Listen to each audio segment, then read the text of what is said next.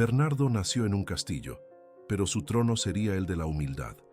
Aún en el vientre, su nombre ya resonaba en el cielo.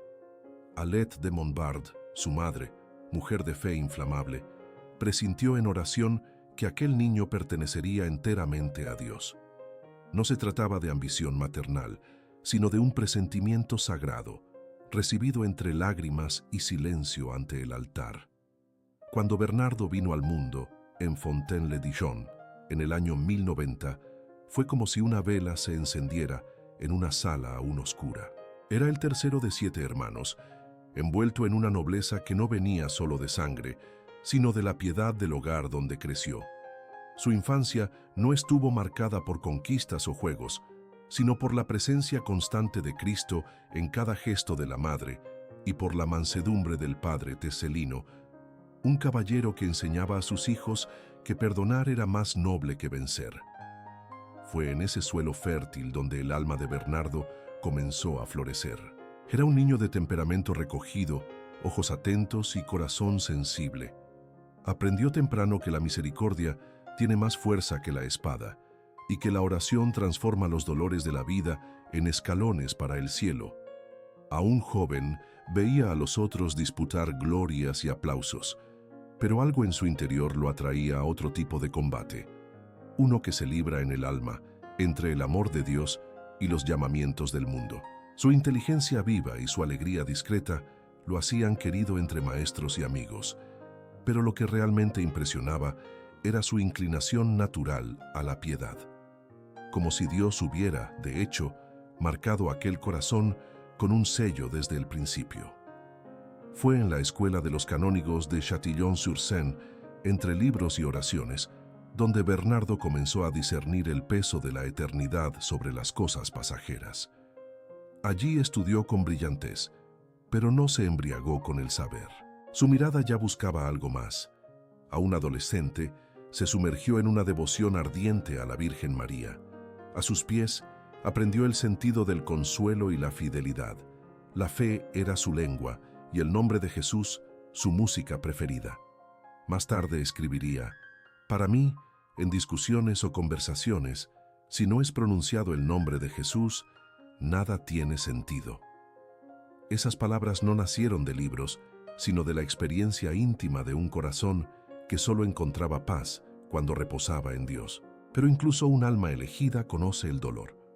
Alrededor de los 19 años, Bernardo perdió a su madre, aquella que había sido su guía y ancla espiritual. La ausencia de ella fue como una herida abierta que nadie podía tocar, y fue en ese valle de lágrimas donde descubrió de modo definitivo la presencia maternal de la Santísima Virgen. Huérfano en la tierra, encontró en María una madre que nunca se va. A partir de allí, su fe ganó la profundidad de las lágrimas. Ya no fue solo devoción, fue alianza. Y María, que acoge a los pequeños y a los fuertes, a los santos y a los caídos, tomó a Bernardo de la mano y lo condujo a la misión que cambiaría los destinos de toda una generación. Es esa historia la que vas a acompañar, la historia de un hombre que, entre miel y lágrimas, se convirtió en un faro de fe en medio de la oscuridad, la historia de un corazón que descubrió que amar es servir, y que al decir sí a Dios, llevó consigo una multitud de almas por el mismo camino. Esta no es solo una narrativa sobre San Bernardo de Claraval, es una invitación a mirar hacia adentro, confiar en la providencia y dejar que María nos presente, también a nosotros, al niño Jesús. Desde el primer suspiro de Bernardo, había algo en él que escapaba a la explicación común. Era como si el cielo hubiera reclamado aquella vida para sí. Cuando su madre, Alette de Montbard, aún lo llevaba en el vientre, tuvo una visión que la dejó en lágrimas y silencio.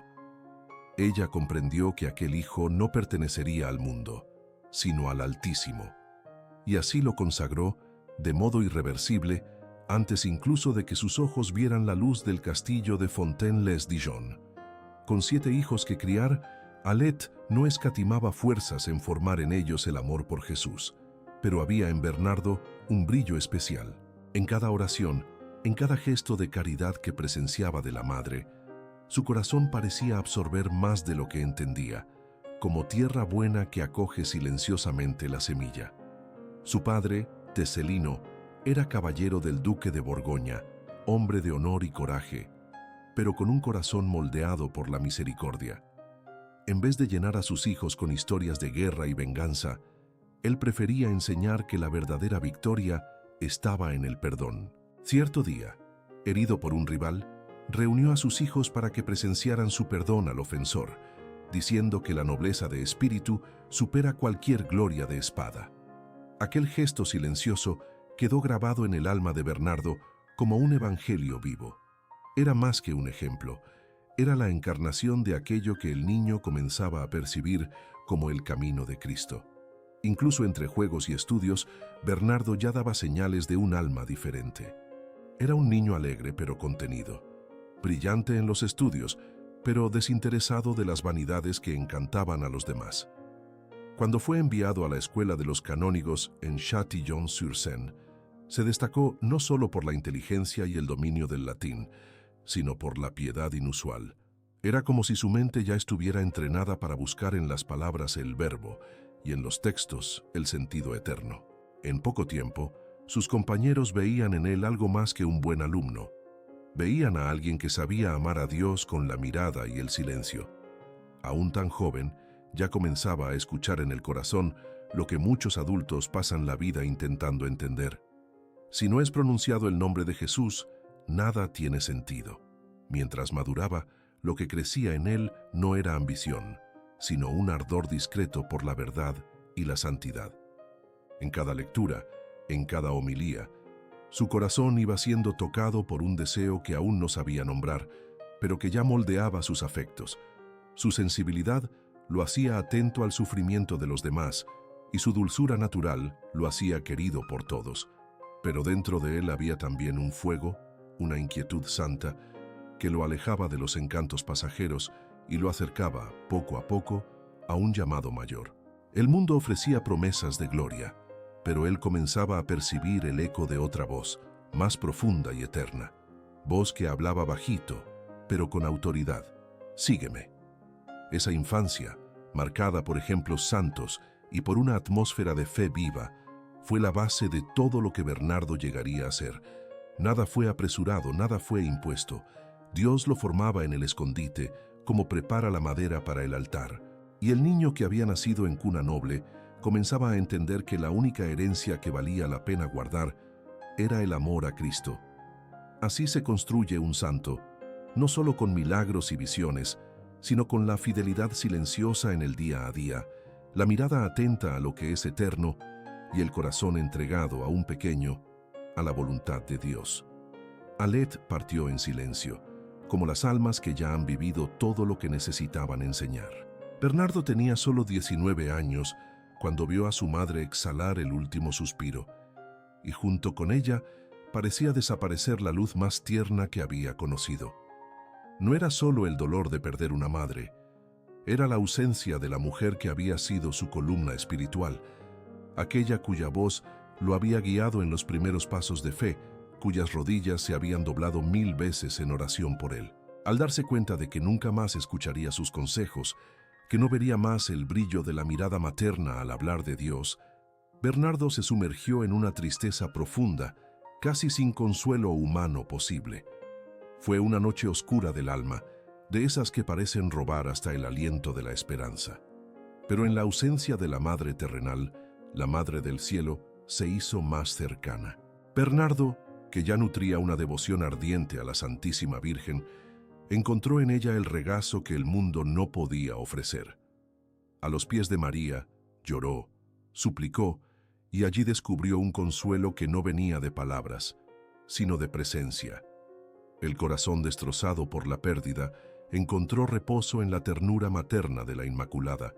Era como si María dijera en silencio: «No estás solo, he aquí tu madre», como en Juan, capítulo 19, versículo 27. Y en aquella hora, la tristeza se transfiguró en confianza. Bernardo comprendió que la maternidad espiritual de la Virgen no es una metáfora, sino un vínculo real, sellado por el dolor y por la fe. Esa entrega a María marcó toda su vida. Con el tiempo, Su amor por ella se volvió tan profundo que pocos en la historia de la Iglesia hablaron de la Madre de Dios con tanta dulzura y unción. Su teología mariana no era solo fruto de estudio, sino de vivencia. Bernardo no escribía sobre María como un teólogo, sino como un hijo. Más tarde, esta experiencia espiritual florecería en una de las oraciones más conocidas y amadas de la cristiandad, el Acordaos, también llamado Memorare. Con palabras simples, pero impregnadas de súplica y esperanza, él enseñó a generaciones a confiar a la Virgen sus dolores y esperanzas. Acordaos, oh piadosísima Virgen María, que jamás se ha oído decir que ninguno de los que han acudido a vuestra protección, implorado vuestra asistencia y reclamado vuestro socorro haya sido por vos desamparado. La oración que nació del luto de un joven se convirtió en bálsamo para multitudes. El mismo corazón que un día se partió por la añoranza materna, ahora se convertía en instrumento de consuelo para los hijos de María esparcidos por el mundo. Y así, de su llanto, brotó una miel espiritual, dulce como las palabras que lo convertirían más tarde en el doctor melifluo. Dios transformó aquella pérdida en cimiento para una misión: enseñar al mundo que todo dolor, cuando ofrecido a Cristo y confiado a María, puede convertirse en fuente de curación y de vocación. Es en las lágrimas, y no solo en los milagros, donde nacen los santos. Era Nochebuena del año 1111, mientras el mundo celebraba con luces y cánticos el nacimiento del Salvador. Bernardo se recogía en silencio, buscando respuestas que su alma ya no podía callar. Llevaba en el pecho una inquietud que no era tristeza, sino un hambre de eternidad. Los festejos terrenos ya no lo llenaban. Se sentía como quien oye, a lo lejos, un llamado irresistible. En medio de la oración, vencido por el cansancio del ayuno y de la entrega interior, se durmió. Pero en aquel sueño, algo extraordinario sucedió. La tradición nos cuenta que, en aquella noche bendita, la Virgen María se le apareció en sueños. Se acercó suavemente, trayendo en sus brazos al niño Jesús, radiante, sonriente, más luz que cualquier estrella. No dijo muchas palabras, pero su mirada era de ternura infinita. Con dulzura celestial, María ofreció al divino niño a los brazos de Bernardo y le confió una misión: que lo amara profundamente y que hiciera que muchos lo amaran también. Era más que una visión. Era un sello divino puesto sobre la vocación que hasta entonces solo pulsaba como deseo. Al despertar, Bernardo sintió el corazón arder como el pesebre en Belén, un calor que no venía de la emoción, sino del espíritu. Nada más lo detenía. Aquella visión había sido una respuesta directa de Dios a su búsqueda. El joven que había llorado a los pies de la Virgen ahora se erguía como caballero de la fe, listo para renunciar al mundo por amor al niño que le había sido confiado. Todo lo que antes le había parecido bello, las fiestas, los aplausos, la gloria de los nobles, ahora sonaba sin gusto, como eco de una música que ya no decía nada. Él comprendió que la vida perfecta no era aquella adornada con conquistas humanas, sino la que se esconde enteramente en Cristo. ¿De qué vale todo si Jesús no está en el centro?, se decía a sí mismo. Y en ese despertar, un nuevo Bernardo nació. No más el joven estudioso y piadoso, sino el hombre decidido a entregarse sin reservas al amor eterno. Fue a partir de esa experiencia que el mundo perdió a Bernardo y el cielo lo ganó. Todo en él se orientaba ahora hacia lo eterno, como narra el segundo libro de Crónicas, capítulo 16, versículo 9. Porque los ojos del Señor recorren toda la tierra, para mostrarse fuerte para con aquellos cuyo corazón es totalmente de Él. Dios encontró en Bernardo ese corazón indiviso, y lo que comenzó como un sueño se convirtió en misión. El joven de Fontaine pasaría a ser desde entonces no solo un buscador de Dios, sino un conductor de almas al corazón de Jesús. El llamado ya era claro, pero el camino hasta la entrega plena aún exigiría combate. El alma de Bernardo ardía por el cielo, pero su cuerpo aún sangraba bajo las tentaciones de la juventud. Era vigoroso, carismático y bello. atributos que, lejos de servirle de orgullo, se convertían en campo de batalla. Dentro de él, como en tantos otros que buscan la santidad, había un conflicto intenso entre el deseo de Dios y los atractivos seductores de la carne. Por algún tiempo, se dejó llevar por fiestas, ambiciones y sueños de gloria mundana. No cayó en pecado escandaloso, pero experimentó el vacío que todo placer sin Dios inevitablemente deja. Era como beber de una fuente salada esperando saciar la sed. En este contexto, Bernardo tomó una decisión que asusta a los débiles e inquieta a los tibios. Decidió no solo resistir al pecado, sino librar guerra contra todo lo que pudiera impedirle pertenecer enteramente al Señor. Inspirado por los antiguos eremitas del desierto, adoptó prácticas de penitencia que hoy nos parecen extremas, pero que para él eran expresión de amor y libertad. Cierta vez, tomado por un asalto interior de tentaciones, se lanzó sin ropas a la nieve, rodando sobre el hielo para enfriar los ardores de la carne y silenciar los clamores de la concupiscencia. Era un gesto radical, no de desprecio por el cuerpo, sino de profunda reverencia a la santidad que Dios soñaba para él. A los ojos del mundo, tales actitudes podían parecer locura, pero a los ojos de Dios eran perfume de sacrificio. Bernardo no buscaba autopunición, sino purificación. Él sabía que el espíritu está pronto, pero la carne es débil. Evangelio según San Mateo, capítulo 26, versículo 41. Y por eso elegía mortificarse para que el espíritu dominara y no fuera dominado. Su lucha no era contra el placer en sí, sino contra cualquier placer que alejara su corazón del esposo eterno. Cada gota de sudor derramada en la nieve era una oración no dicha, pero oída. Estas prácticas forjaron en él una voluntad firme como el acero y una libertad interior rara. Mientras tantos jóvenes de su edad se dejaban llevar por los vientos de las pasiones, Bernardo se enraizaba en el deseo de ser todo de Dios. Sus ojos aprendieron a evitar lo superfluo, sus manos fueron entrenadas en el servicio y su corazón se disciplinaba para amar sin apegarse. Era un guerrero espiritual, cuya armadura no era visible, pero cuyo combate era más real que cualquier cruzada. Y así, poco a poco, aquel joven que antaño había sido seducido por los encantos del mundo, se convertía en un altar vivo, preparado para recibir el fuego del Espíritu Santo. Cuando Bernardo anunció a su familia su decisión de dejarlo todo y entrar en el monasterio de Cister, no hubo aplausos ni comprensión inmediata. La noticia cayó como una espada afilada entre los que lo amaban.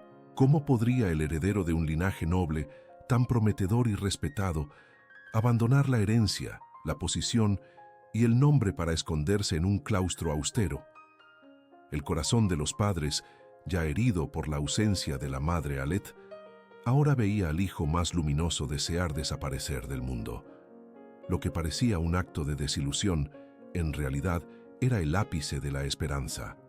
Bernardo había encontrado su tesoro y todo lo demás le parecía polvo. Pero algo sorprendente comenzó a suceder. Movido por un celo que no venía de la carne, sino de la gracia, Bernardo habló a su familia con una unción que no se aprende en libros. Su voz, antaño tímida, ahora tenía la fuerza de quien conoció el cielo. Uno a uno, los corazones comenzaron a doblegarse ante el testimonio y las palabras del joven. Él no argumentaba con lógica, sino con el fuego del amor de Dios. Era como si el Espíritu Santo lo hubiera revestido de autoridad. Con dulzura y firmeza, Bernardo les mostraba que ningún honor de este mundo se compara con la alegría de pertenecer enteramente a Cristo. Y lo imposible sucedió. Primero vinieron sus 4 hermanos, Guido, Gerardo, Andrés y Bartolomé. Jóvenes fuertes, formados en la cultura de los caballeros, con planes de batalla y gloria. Todos, sin excepción, abandonaron las armas y los sueños terrenos para seguir al hermano menor rumbo al silencio de Dios. Luego vino el tío Gaudry, veterano de muchas guerras, que depuso la armadura para vestir el hábito blanco de los cistercienses. Y con ellos, una multitud silenciosa comenzó a formarse. Amigos de la nobleza, compañeros de juventud, parientes antes escépticos. En poco tiempo, más de 30 hombres decidieron acompañarlo. Era como si una pequeña arca se levantara en medio del mundo, conducida por aquel que no usaba espada, sino que atraía por el amor. Entre los que se quedaron, un rostro marcó la despedida con lágrimas. El pequeño Nibardo, aún niño, vio a sus hermanos partir y, conmovido, exclamó: «¡Ah! ¿Entonces ustedes van a ganar el cielo y me dejan aquí en la tierra?». Le prometieron las propiedades de la familia, pero el niño, con el corazón más sabio que muchos adultos, sintió que recibía migajas en comparación con la herencia celeste. Bernardo no lo olvidó. Tal vez le dijo en silencio: «Entrégate a Dios en el tiempo justo y heredaremos juntos el paraíso». Y así sucedió. Años después, Nibardo también se uniría a ellos en el monasterio, sellando con su vida el pacto de la familia entera con Dios. Antes de seguir hacia Cister, Bernardo aún los reunió en un último retiro espiritual en una propiedad apartada. Allí, entre ayuno, oraciones y silencio, preparó a sus compañeros como quien prepara un ejército para la más sublime de las batallas. Era el Gólgota de la renuncia, pero también el amanecer de una nueva era. Cuando llegaron al monasterio, eran 30 almas inflamadas por la misma llama. Fue como un Pentecostés silencioso. Y Cister, que hacía años no recibía novicios, se vio renovado como por un soplo divino. El cielo tenía por fin un nuevo apóstol, y con él, un éxodo de almas rumbo a la eternidad. Era principios de 1112. El invierno aún cubría Borgoña con su silencio helado cuando Bernardo y sus 30 compañeros llamaron a las puertas del monasterio de Cister. La comunidad, fundada solo 15 años antes por monjes decididos a restaurar la regla de San Benito en su pureza, no recibía novicios desde hacía mucho tiempo. El abad San Esteban Harding los recibió con lágrimas en los ojos, como quien ve cumplirse un sueño antiguo. Aquellos 30 jóvenes, liderados por un muchacho de apenas 22 años, venían no a buscar refugio, sino a ofrecer sus vidas. No traían planes, sino promesas. No querían glorias, sino silencio y cruz. Al vestir el hábito blanco de los cistercienses, Bernardo se sintió como quien encuentra finalmente el reposo del alma. Allí, entre paredes humildes y campos áridos, se iniciaba la etapa más hermosa de su jornada. Desde el primer día, quiso ser solo uno más entre los monjes. Nada de privilegios, nada de distinciones. El mismo que había nacido entre nobles ahora segaba trigo con las manos que un día podrían haber empuñado una espada. Pero su cuerpo, aún frágil y desacostumbrado al trabajo rudo, no conseguía seguir el ritmo de sus hermanos campesinos. Fue designado para tareas más ligeras, lo que lo dejó profundamente inquieto. En oración, pidió fuerzas a Dios, y poco después manejaba la hoz con la destreza de los más experimentados, sonriendo en medio del sudor. La vida en Cister estaba marcada por largas horas de oficio divino, ayuno, silencio y trabajo manual. La regla era clara: ora et labora, reza y trabaja. Y Bernardo se sumergió en ese ritmo con una pasión santa. Para él, servir era más digno que ser servido. Su ardor, sin embargo, no se contenía. Incluso entre los más antiguos, su presencia irradiaba una santidad que edificaba. No había soberbia ni exhibición, sino un fervor tan auténtico que inflamaba a los demás. A los postulantes que llegaban decía: «Si deseas vivir en esta casa, deja tu cuerpo afuera. Aquí solamente el espíritu puede entrar». Y sus palabras no eran solo instrucciones, eran espejos de la vida que ya vivía con radicalidad y alegría. Con el paso de los meses, la pequeña abadía comenzó a florecer. Jóvenes brillantes dejaban los estudios para entrar en el monasterio. Caballeros germánicos, al conocer la comunidad en viajes, regresaban más tarde pidiendo ingreso. Era un movimiento de almas, inexplicable a la lógica humana, pero visiblemente conducido por el espíritu. La elocuencia de Bernardo, incluso cuando silenciosa, tocaba los corazones con la fuerza de quien ama profundamente a Dios. Lo que para muchos era rigidez, para él era libertad, la verdadera libertad, aquella que solo encuentra plenitud en Cristo, como afirma el apóstol Pablo en su carta a los Gálatas, capítulo 5, versículo 1. para la libertad nos libertó Cristo. Permaneced pues firmes, y no os sometáis otra vez al yugo de la esclavitud. Y así, aquel monasterio que había nacido como una protesta contra los excesos de la época se convertía, por la presencia de Bernardo y de sus hermanos, en un faro de pureza y santidad. Poco a poco la reforma cisterciense comenzaba a tomar forma visible, pero todo aún estaba al principio. El mundo no lo sabía, pero allí, entre muros simples y cánticos nocturnos, Dios estaba preparando a uno de los mayores santos de la historia, y el cielo ya se inclinaba, silenciosamente, para escuchar lo que aquel joven abad tendría para ofrecer. 3 años después de su entrada en Cister, la obediencia llamaría a Bernardo para algo aún mayor. Tenía solo 25 años cuando el abad San Esteban Harding, discerniendo en él dones excepcionales de liderazgo espiritual, le confió la misión de fundar un nuevo monasterio. Con 12 monjes, entre ellos algunos hermanos y el tío Gaudry, Bernardo partió rumbo a lo desconocido. El lugar elegido era un valle sombrío, pantanoso y abandonado, conocido como Val d'Absinthe, el Valle del Ajenjo o Valle de la Amargura. Antiguo refugio de salteadores y recuerdo de tiempos sombríos, allí no había belleza, solo aspereza. Pero los ojos del cielo ya veían lo que se convertiría, el Valle Claro, Claraval. Era el 25 de junio de 1115, cuando Bernardo lanzó las primeras piedras de la nueva abadía. No había estructuras, solo el deseo de Dios. La pobreza era extrema. Los monjes se alimentaban de pan oscuro, hierbas amargas y hojas hervidas. La salud de muchos comenzó a flaquear, incluida la del propio abad. La disciplina que imponía era severa, no por dureza de corazón, sino por celo absoluto por la santidad. Ayunos prolongados, oraciones en demasía y trabajo extenuante comenzaron a cobrar un precio alto. El clima entre los hermanos se volvía cada vez más pesado. La comunidad languidecía, y Bernardo, consumido de ardor, aún no percibía que exigía más de lo que los cuerpos podían ofrecer. Fue preciso que la gracia lo hiriera de lucidez. Cierta noche, al observar los rostros abatidos de sus hijos espirituales, Bernardo recapacitó. Como el apóstol Pedro, que lloró amargamente al percibir su debilidad, el joven abad se sintió indigno del rebaño que le había sido confiado. Se impuso una penitencia pública, el voto de silencio absoluto. No hablaría más salvo en las oraciones litúrgicas.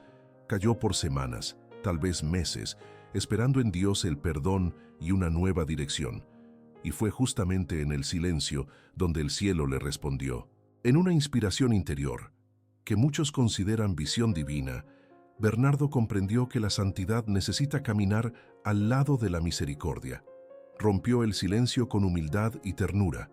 Las reglas de ayuno fueron suavizadas, el trabajo redistribuido, la alimentación fortalecida. No se trataba de ceder a la comodidad, sino de restaurar el ánimo. La comunidad, ahora tocada por la mansedumbre de su pastor, renació como una planta regada después de una larga sequía. Los campesinos de la región, antes desconfiados, pasaron a admirar a los monjes y los ayudaron. Claraval, antes un nombre poético, se convertía en realidad. Un valle donde la luz de la fe disipaba toda amargura. En poco tiempo, los frutos aparecieron. Las vocaciones se multiplicaban como nunca. Hombres de todas las clases llamaban a las puertas de la abadía buscando esa paz que el mundo no sabía ofrecer. Claraval se convirtió en un centro vivo de oración, trabajo y santidad. Aún en vida de Bernardo, cerca de 130 monjes vivían allí, inflamados por la misma llama. Y más que eso, 68 abadías fueron fundadas directamente por él o por sus discípulos. Después de su travesía final, este número superaría las 160, extendiendo el espíritu cisterciense por toda Europa. Del Valle de la Amargura brotó un jardín celestial, y del silencio de un hombre nació una revolución espiritual. Claraval florecía en silencio, pero la fama de Bernardo traspasaba los muros del monasterio. Como un perfume que no se puede contener, su santidad comenzó a atraer a personas de toda Europa. Hombres y mujeres de todas las clases Buscaban consejos, cartas y bendiciones de aquel que ya era considerado un hombre de Dios. Pero fue cuando comenzó a predicar públicamente que su misión ganó un nuevo alcance. Sus palabras, lejos de técnicas retóricas, desbordaban del corazón inflamado por el amor divino. No hablaba para convencer, hablaba para salvar, y quien lo escuchaba sentía que el propio Cristo lo tocaba por medio de la voz del monje. Su elocuencia no era fruto de estudio, sino de contemplación. Pasaba horas delante del Santísimo, en lágrimas y silencio, antes de cada predicación, y cuando subía al púlpito, algo en él cambiaba. Era como si las palabras vinieran de un lugar por encima del mundo, como si Dios mismo pusiera fuego en su boca. Cierta vez, al oír una de sus homilías, un gran pecador que vivía en las cortes de Francia rompió en llanto, abandonó las riquezas y entró en un monasterio. Otro, un hombre rudo e incrédulo, confesó haber sentido el corazón derretirse como cera al sol ante la suavidad y la firmeza del predicador. Por eso lo llamaron doctor melifluo, aquel cuya doctrina fluye como miel. Pero lo más impresionante era el fruto oculto de sus palabras, vocaciones. Bernardo no solo emocionaba, él convertía. En cada sermón, jóvenes abandonaban sus poses y corrían a Claraval. De una simple homilía en un pueblo perdido, nacían futuras abadías. Era la fuerza del espíritu, unida a la docilidad de un hombre que lo había dejado todo por amor. Él no hablaba solo sobre Dios, hablaba con Dios en el corazón, como afirma el libro del profeta Jeremías, capítulo 20, versículo 9. Pero si digo, no me acordaré de él, ni hablaré más en su nombre, entonces su palabra se vuelve dentro de mí como fuego ardiente encerrado en mis huesos. Estoy cansado de contenerla y no puedo. Sus homilías sobre María, la humildad, la cruz y el amor de Cristo atravesaron siglos y aún hoy inflaman almas. Para él no había espiritualidad sin pasión por Jesús crucificado, y no había salvación sin amor a la Madre de Dios. La Virgen María, que lo había consolado en la juventud, ahora era exaltada con palabras que parecían venir directamente del cielo. Sus meditaciones sobre el nombre de María, sobre el Ave María y sobre el papel de la Madre Santísima en la salvación de las almas, se convirtieron en joyas de la espiritualidad cristiana.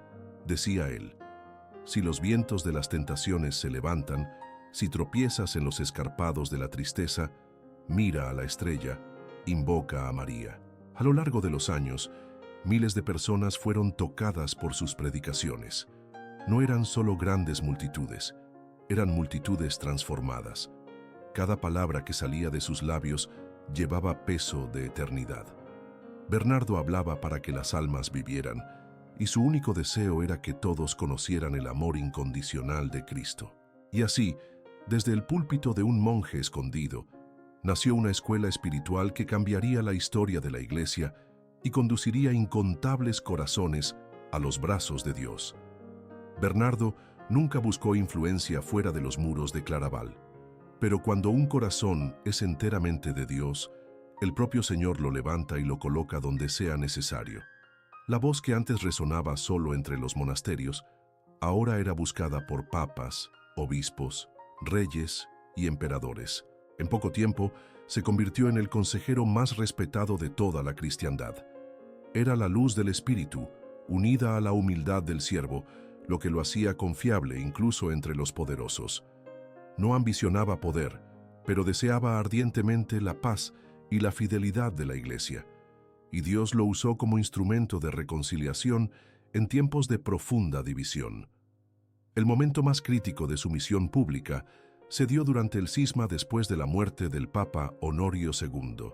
Dos candidatos al trono de Pedro fueron elegidos casi simultáneamente: Papa Inocencio II, elegido legítimamente, y el antipapa Anacleto II, que contaba con apoyo político significativo.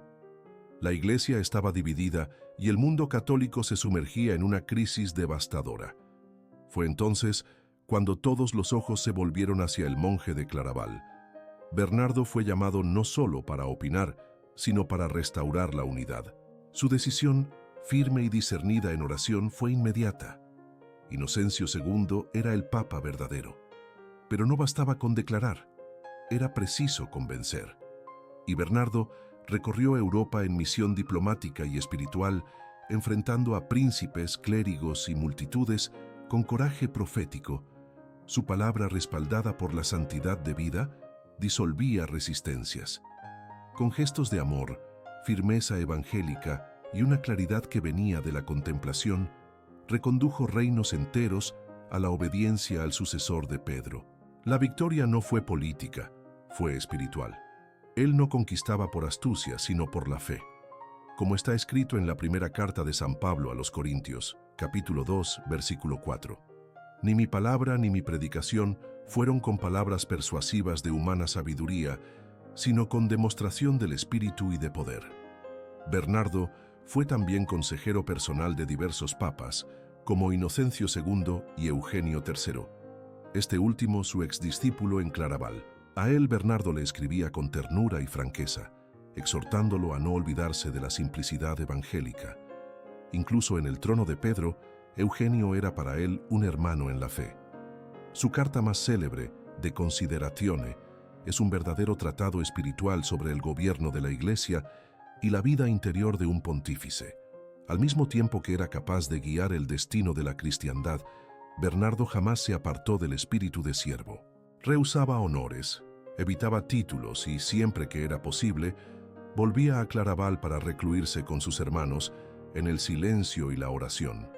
Y así, entre consejos y peregrinaciones, Bernardo se convirtió en el gran conciliador del siglo XII. Fue el puente entre el monasterio y el trono, entre el altar y el cetro.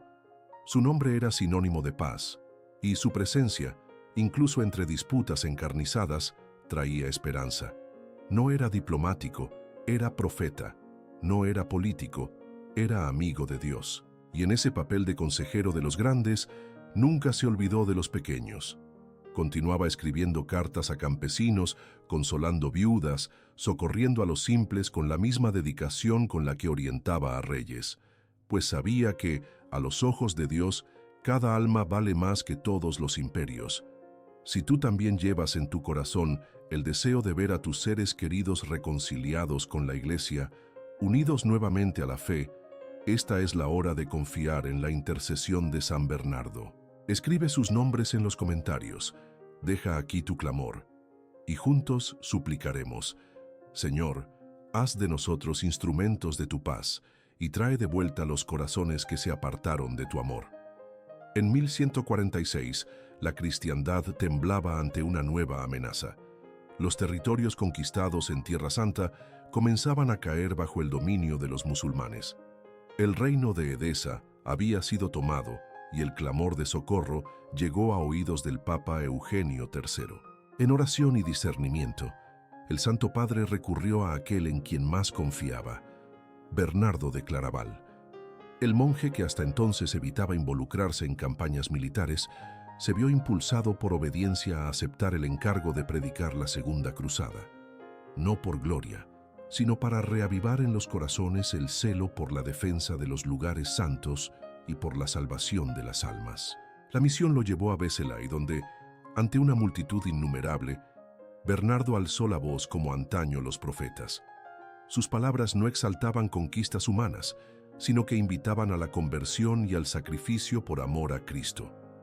Entre lágrimas, hablaba de la cruz no como símbolo de guerra, sino como puerta de salvación. Milagros comenzaron a suceder aún durante su predicación. Enfermos eran curados, endurecidos se convertían, y el pueblo gritaba como si la propia voz del cielo resonara entre ellos. El entusiasmo fue tanto que el rey Luis VII de Francia y nobles de toda Europa tomaron la cruz y juraron partir hacia Oriente. Sin embargo, los caminos de Dios no siempre coinciden con las victorias humanas. La cruzada, mal organizada y marcada por intereses políticos, fracasó miserablemente. Miles murieron, y los pocos que regresaron traían en los ojos no la gloria, sino el trauma de la derrota. Y sobre Bernardo recayó el peso de la incomprensión.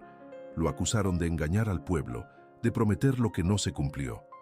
Él, que jamás había predicado victoria mundana, se vio ahora destrozado por dentro. No se justificó. No se defendió, se retiró. Fue en silencio que derramó sus lágrimas ante el altar, y allí, como Cristo en Getsemaní, suplicó al Padre por luz y consuelo. Cierta vez, al visitar una abadía, un monje, atónito por el sufrimiento estampado en su rostro, preguntó: «Padre Bernardo, ¿usted todavía cree que fue la voluntad de Dios?». Y él respondió con serenidad: «Dios escribe derecho con líneas tan rectas que los hombres no comprenden». En su corazón ardía la certeza de que todo sufrimiento ofrecido con amor jamás es en vano. Incluso sin los frutos visibles de la cruzada, Bernardo sabía que muchas almas se habían convertido, que el pueblo había vuelto a la oración, que muchos pecadores encontraron la misericordia, como afirma la carta a los Romanos, capítulo 8, versículo 28. Sabemos que todas las cosas cooperan para el bien de aquellos que aman a Dios, de aquellos que son llamados según su propósito. Y así, una vez más, el santo no triunfaba como héroe, sino como víctima. La Segunda Cruzada no le dio glorias, sino que lo unió aún más profundamente a la pasión de Cristo. En cada crítica, él veía la corona de espinas, en cada injusticia, el flagelo del Señor. No perdió la fe, al contrario, purificó aún más su entrega. Y al regresar a Claraval, frágil y envejecido, llevó consigo no victorias, sino un alma madura, dilatada, crucificada en el amor. El monje predicador se convertía por fin en imagen viva del Cordero que, callado, carga sobre sí los pecados del mundo. Los últimos años de Bernardo estuvieron marcados por un abandono aún más profundo a las manos de Dios. Debilitado por el exceso de trabajo, por las largas penitencias y por los incesantes viajes, él regresó a Claraval como quien regresa al vientre. Ya no conseguía cumplir todas las actividades monásticas, pero su presencia irradiaba la misma luz de siempre. Pasaba largas horas en el coro, incluso sentado o acostado, sosteniendo a la comunidad con su oración silenciosa. Era amado por todos, venerado por muchos, pero él mismo se veía como el menor de los siervos. Rechazaba cualquier título, se decía indigno de elogios, y suplicaba solo por un corazón puro ante el Señor. Fue en ese tiempo de recogimiento donde vivió una de las experiencias más dulces de su vida. Cierta noche, mientras meditaba ante el altar, tuvo una visión mística de la Virgen María. No fue una aparición gloriosa, sino un encuentro silencioso, íntimo, como entre madre e hijo. Ella se le apareció envuelta en luz suave, y sus palabras no fueron oídas con los oídos, sino sentidas en el corazón. Le dijo que él había sido fiel, incluso en el dolor, y que ahora podía reposar en paz. Bernardo lloró como un niño. Era como si todo el peso de su misión se disolviera allí, en los ojos de la madre. Y fue de ese encuentro que brotó su famosa predicación sobre el nombre de María. Al oír María, exulte el corazón. No se aparte de sus labios ese nombre precioso, y él no se apartará de su vida. A partir de ese día, Bernardo comenzó a hablar de María con aún más ternura. Era como si su devoción hubiera alcanzado una cumbre, una profundidad inalcanzable para la razón humana. Decía que pronunciar el nombre de la Madre de Dios en los momentos de desesperación es como encender una lámpara en la oscuridad más densa. Exhortaba a los hermanos a invocarla con fe, pues, según él, nunca se ha oído decir que alguien haya acudido a su protección y haya sido desamparado por ella. Su alma, ya tan dilatada por los dolores de la cruz, ahora era endulzada por la miel del consuelo mariano. Entre lágrimas y dulzura, se preparaba para el encuentro definitivo. En agosto de 1153, después de celebrar la Eucaristía con esfuerzo y reverencia, Bernardo sintió que su misión estaba completa. Se acostó en la celda de madera, pidió perdón a cada hermano de la comunidad y con los ojos vueltos hacia el crucifijo, entregó su último suspiro. Tenía 63 años. La noticia de su partida se esparció como viento de otoño y toda la cristiandad lloró. Reyes se descalzaron en señal de luto. Monjes entonaron salmos como quien se despide de un padre. El cielo, sin embargo, recibía un alma enamorada, un amigo de Dios, un siervo bueno y fiel.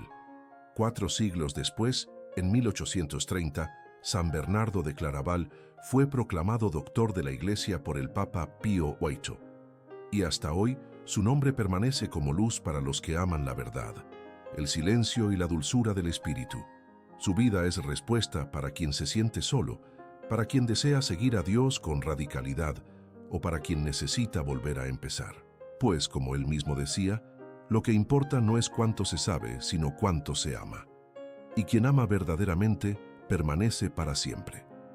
La vida de San Bernardo de Claraval nos enseña que la santidad no está reservada a los que tienen talentos extraordinarios, sino a los que se dejan moldear por el amor de Dios, incluso en las noches más oscuras del alma.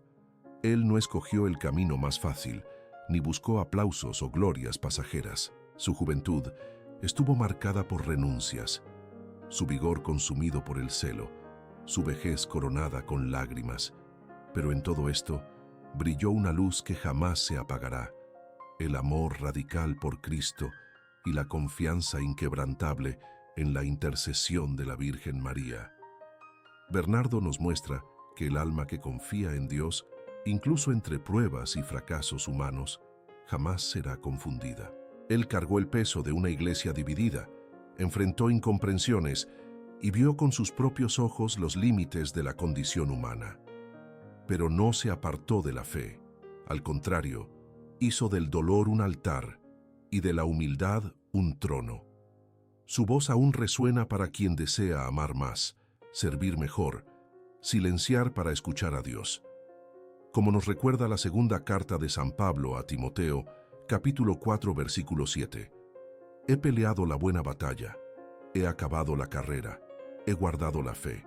Que esta historia sea para ti una fuente de renovación interior. Si cargas fardos pesados, mira a Bernardo y pide la gracia de soportarlos con fe. Si tienes a alguien en tu familia alejado de la fe, recuerda que él conquistó la conversión de sus hermanos no con imposiciones, sino con amor y testimonio.